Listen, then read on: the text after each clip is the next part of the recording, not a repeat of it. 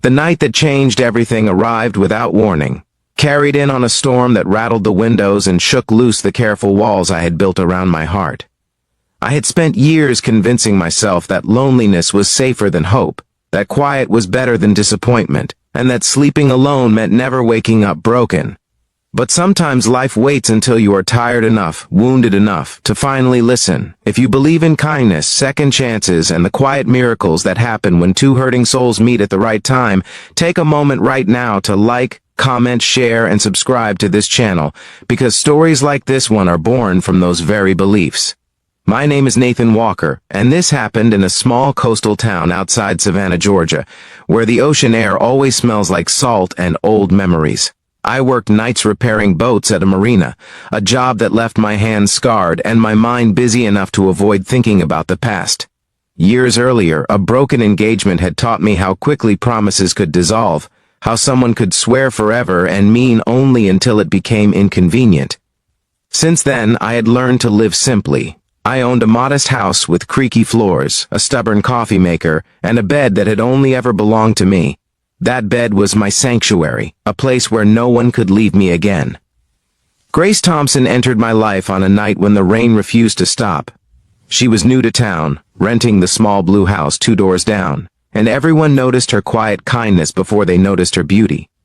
She volunteered at the local church pantry, smiled at strangers, and carried a sadness she never explained. We met the way most real connections begin, through small, ordinary moments. A dropped bag of groceries, a shared laugh over spilled apples, long conversations on the porch as thunder rolled in the distance. She never pushed, never pried, and that made me trust her more than anyone I had known in years. But Grace was running from something. I could see it in the way she flinched at raised voices, in how she slept lightly during storms, in the way her smile sometimes faded too quickly. She had come to Georgia after leaving a life in Ohio that had taught her how fragile safety could be. An unhealthy marriage, emotional wounds that no apology could fix, and a divorce that left her with more scars than closure. She was rebuilding herself piece by piece, and I admired her strength even as I feared becoming part of her healing story. I had promised myself I would never be someone's halfway stop again. The night everything came to the surface, the storm knocked out power across the neighborhood. Grace showed up at my door soaked from the rain, eyes tired, shoulders trembling. She wasn't dramatic or desperate, just honest in the quiet way that feels heavier than shouting. She admitted she was afraid to be alone that night, that the darkness had awakened memories she thought she had buried. I invited her inside, gave her dry clothes, and made tea by candlelight. We sat on opposite ends of the couch, close enough to feel each other's presence but far enough to protect old wounds. As the hours passed, the storm outside mirrored the one inside me. I wanted to be there for her, to offer comfort, but fear whispered warnings in my ear. Letting someone close meant risking everything I had worked so hard to stabilize. Grace eventually admitted she didn't want to sleep alone, not because of desire, but because of fear. The request was simple, human, and terrifying. My bed had never been shared since my heart broke, and the thought of opening that space felt like opening a door I might not be able to close again. What I offered her wasn't an invitation born of impulse, but a boundary shaped by years of learning the hard way. I told her she could stay, but only if what we shared meant more than survival for one night. I didn't want to be a temporary refuge, a place she ran to when the past got loud. I wanted something rooted, intentional, and real. Grace didn't answer right away. She studied me as if weighing whether my words were a promise or another potential disappointment. Eventually she nodded, not with certainty, but with courage. That night, we slept side by side, fully clothed, space between us, the storm slowly fading into silence. It wasn't about bodies or comfort alone, it was about trust.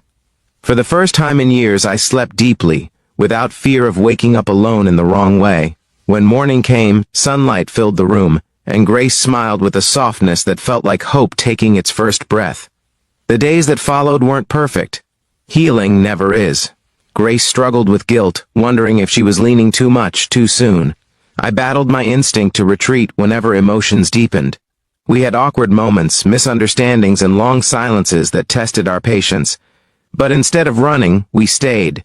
We chose honesty over avoidance, prayer over panic, and patience over fear. Slowly, our connection transformed from cautious companionship into something steady and warm. We built routines together.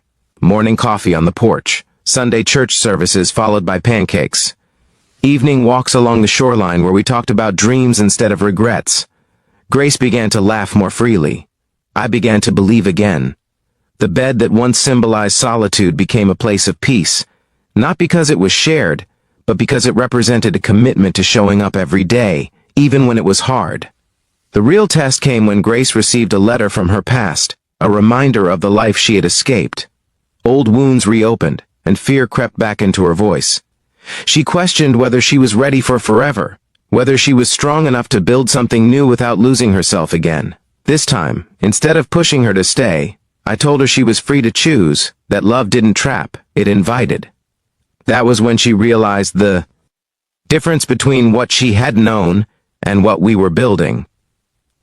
Months later, under a sky painted with Georgia stars, I asked her to marry me, not with grand speeches or dramatic gestures, but with a quiet promise to keep choosing her, even on the days when fear knocked loudest. She said yes with tears in her eyes, not because she needed saving, but because she had found a partner willing to walk beside her, not ahead or behind. Before this story ends, I want to ask you something special. Please comment the word forever below if you believe love should be patient, safe, and built on trust. Now, as you listen to this final moment, if this story touched your heart, if it reminded you that healing is possible and love can still find you even after broken promises, please like, share, comment, and subscribe. Your engagement helps stories like this reach the people who need them most. Because sometimes, sharing a bed isn't about the night at all.